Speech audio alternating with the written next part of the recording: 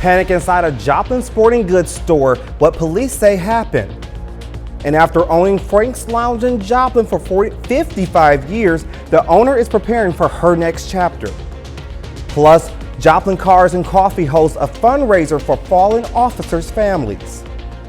The 4 states' most watched news starts now. This morning, Academy Sports on South Range Line was closed for a period of time following a pepper spray incident. This is KOAM News. I'm Blake Gully. Joplin police say an unknown suspect or suspects entered the store and sprayed what appears to be pepper spray. Captain Austin Wolf tells KOAM's Shannon Becker no one was individually targeted. The spray was released into the store, causing customers to quickly exit the building. Joplin Fire and Met's ambulance responded to treat several people for exposure. No one was transported to the hospital. The store was shut down for decontamination, and investigators are working to determine who was responsible. Police say no suspects were located and customers rushed out of the store. If you have any information, you are asked to contact Joplin Police. Early this morning, a deadly shooting in Joplin's downtown bar district left one man dead. Officers were called just before 2 a.m. to the 500 block of South Joplin Avenue. When they arrived, they found an adult male in a parking lot with apparent fatal gunshot wounds. He was pronounced dead at the scene. Investigators say the suspect fled before officers arrived. Authorities say this remains an active and ongoing investigation. Anyone with information is asked to contact Sergeant Jason Stump with the Joplin Police Department. We'll continue to follow this developing story and bring you the updates as they come in on our website at koamnewsnow.com. In Kansas City, an officer-involved shooting investigation is underway. Officials say a Kansas City police officer was shot and injured along with 3 other individuals. The incident happened Friday morning during a funeral at a church. Police believe the shooting was tied to a double homicide 2 weeks earlier. The funeral was for one of those victims. Risk for retaliation is something we do on every single shooting that occurs in our city. So that is another investigative tool that our teams always use. That will be something we're going to look into. Is this group-related violence? Is this a one-off? Was there an intended target? Was this just someone shooting to shoot? All of those are on the table, and we'll investigate them thoroughly. It felt like it was forever. It felt like I was down on the floor for about 10 minutes, honestly. And we were just on the floor. We didn't get up until we heard the sirens outside, and the police told us it was okay to come outside, you know. So but we got through it, and I'm grateful to be alive today. Meteorologist Austin Stance joins us with the first look at weather. Thanks, Blake. Yeah, it is going to be a mild evening, but we are going to see changes as we head into those overnight hours. Take a look at this. Still in the 50s here as we head into the 10 o'clock hour. Things are still mild by midnight. Now notice, off to the west, we start to see some widespread cloud cover begin to move in. Also, take notice these temperatures drop into the upper 30s out there, so it's going to be noticeably cooler tonight. Widespread cloud cover. So tomorrow morning, hey, why not make it a flapjack morning, right? Get some pancakes going. It's going to be cloudy. We're going to have some showers out there. It'll be 52 by noon. We're going to hit a high of 56. So it is going to be noticeably cooler throughout the day and afternoon as well. But we also have some rain chances to deal with over the next 5 days. Take a look at this. We're going to be dealing with widespread rain on Sunday, some moderate rainfall Monday and Tuesday, and potential strong storms on Wednesday. We'll break it all down coming up. After 55 years behind the bar at Frank's Lounge in Joplin, owner Judy Petty is calling last call one more time. For decades, she's been a familiar face and fixture in the community. The bar was one of the first businesses to reopen after the Joplin tornado and has remained a staple ever since. What you do in life and you love it and you enjoy it, that's a wonderful way. And look at the people. These are people that have come, and it's been full all since noon. And that tells you something. That tells you you did something right.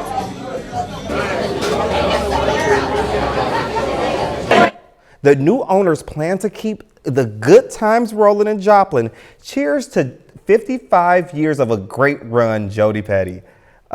Pittsburgh State University hosted its 11th annual Girl Scout STEM event today at the Crossland Technology Center. More than a dozen Girl Scouts took part in hands-on activities along faculty and students in partnership with the Women in Construction organization. The Scouts explored plastics and construction engineering, learning about recycling, material processing, and building projects that they could take home, all while discovering future career paths in STEM fields. Learn today is that plastics can be recycled and that we don't throw things out here, and that it's a challenge that has to be overcome. They're also going to learn in construction about tools and the different things that could be made, and what maybe some of the different fields that they can go into and what they can do here at college. Faculty from the Crossland College of Technology say the goal is to introduce young girls to career paths in manufacturing, engineering, and construction through fun hands-on learning. Car enthusiasts showed up to the benefit officers recently killed in the line of duty. KOAM's Mitch Adams brings us more. Horsepower, but for a higher purpose. Joplin Cars and Coffee brought dozens of car lovers to Forest Park Baptist Church to honor 2 officers killed this week in Christian County, Missouri, and to raise money for the families they left behind. We've been doing Cars and Coffee for the last couple years. Obviously, we hate to hear about the tragedy of the slain officers in Christian County. So this wasn't a planned event, but we wanted to take the opportunity to bring the community together and try to raise some proceeds to send to their families. Many cars showed up early to the event, showing the interest of supporting a good cause. We're not surprised. The car community is pretty incredible, and it doesn't matter how nice a car is or not nice a car is. We all have an appreciation for different makes and models for different reasons, and so it's an incredible community, gives kids something great to look at, and we always know it's willing to rally, so we appreciate that everybody's coming together. The event turned out to be more than a car meet.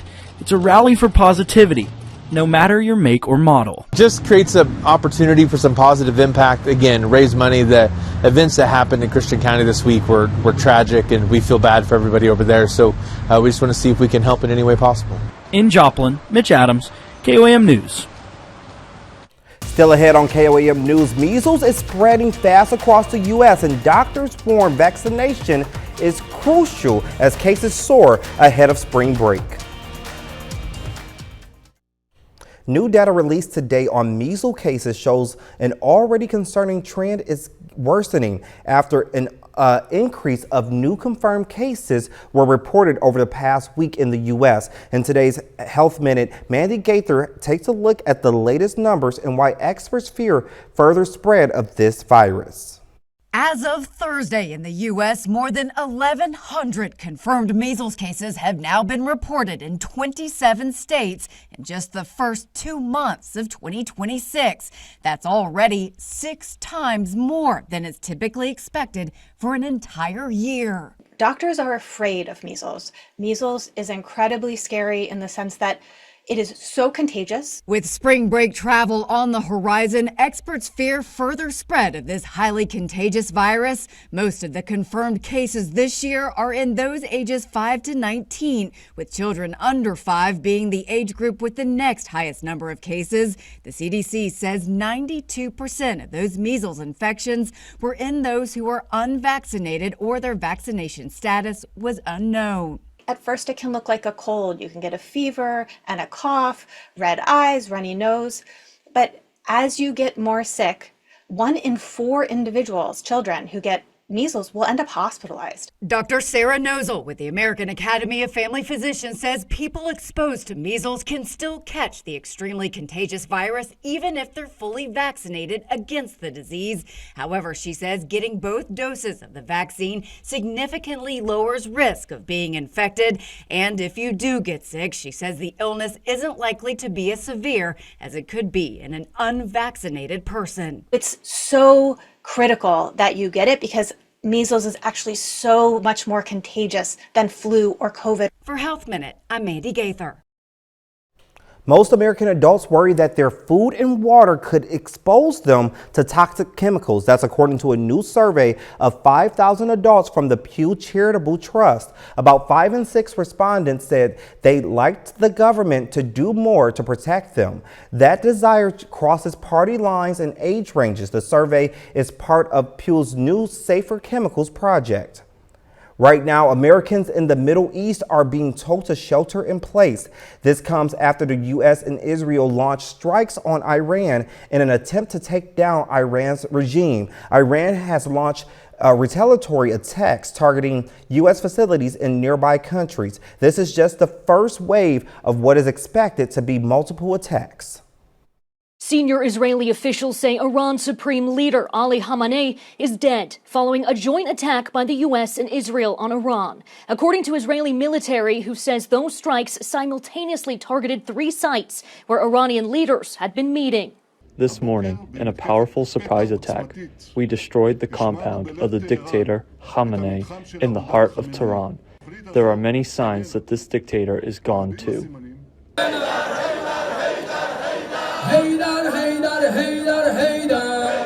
This is the scene in one area of Tehran hours after the attack. Pro-government supporters there chant death to America and death to Israel. Those sitting overseas, you can only step on this flag when we are dead.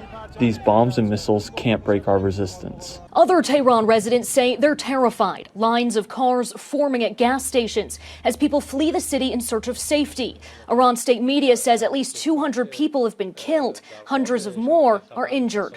For 47 years, the Iranian regime has chanted death to America and waged an unending campaign of bloodshed and mass murder targeting the United States. Our objective is to defend the American people by eliminating imminent threats from the Iranian regime.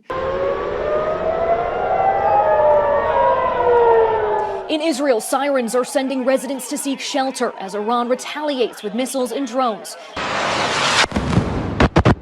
Among the countries getting hit, the United Arab Emirates, Bahrain, and Kuwait. We suffer today, but we do hope that it will resolve the problems of tomorrow. European leaders are calling on the U.S. and Iran to resume talks. A little later, an Oklahoma State graduate is giving back to her university by helping students dress for success. Here's your Skywatch weather forecast from the trusted Roper Kia Weather Center. Some pretty big changes are on the way for our forecast, especially as we head into the second half of the weekend. Take a look as we head into this evening. Not bad so far, heading into the evening hours. Still in the 50s by midnight.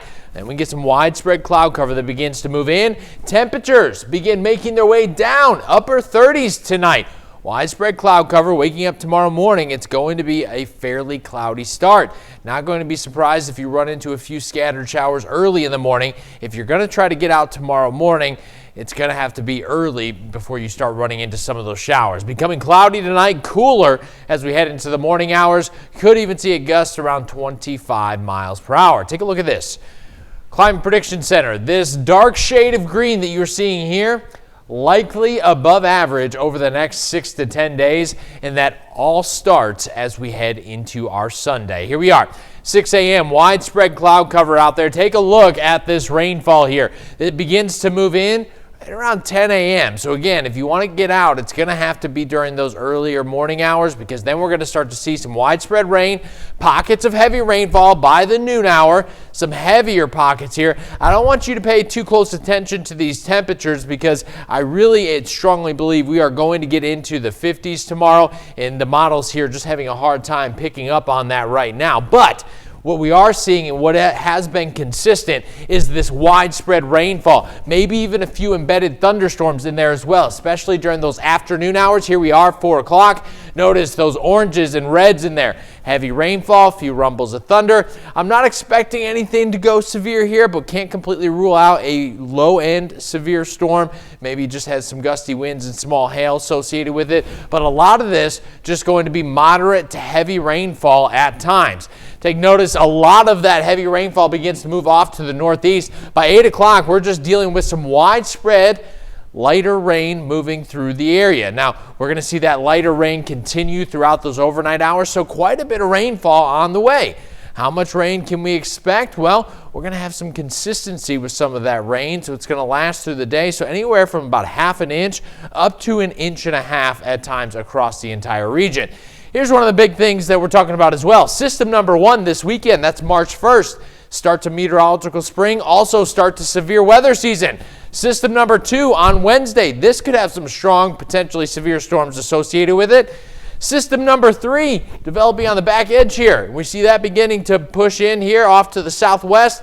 And then system number 4 is going to start to move in, and that could also bring strong to severe storms. And look, we're only at March 9th, so yeah, we're going to have a pretty active start to severe weather season here and even to the month of March. Take a look at your 10-day forecast. We do have some nice temperatures in there. We'll be dealing with a lot of rainfall over the next 10 days, and yes, we do need it, but we're also going to have to keep our eyes on the skies for strong to severe storms. Still ahead, Pitt State and Missouri Southern have a busy day on the diamond. And Pitt State athlete ties an NCAA record on the track. Ben McLeish has those stories and more up next in sports. Pitt State hosts day 2 of the MIAA Indoor Track and Field Championships. We head to the 60-meter dash preliminaries. The top 2 runners from each heat advance to the finals tomorrow. In Heat 2, that's PSU's Elias Garcia bursting into the lead. He'd take first place. Behind him in third, teammate Braylon Thompson. Thompson not too happy at the moment, but he also earns a spot in the final with the fastest time outside of the top 2 finishers. In Heat 3, it's the freshman Greehard Weddington building an immediate lead. He dominates, finishing 0.2 seconds faster than the second place finisher. And that reaction right there is from a man who just tied an NCAA Division II record, 6.54 seconds. What a special moment for Weddington. We have a busy day on the diamond as well, as Pitt State and Missouri Southern each have matchups. In Joplin, the Lions take on Northeastern State on the diamond.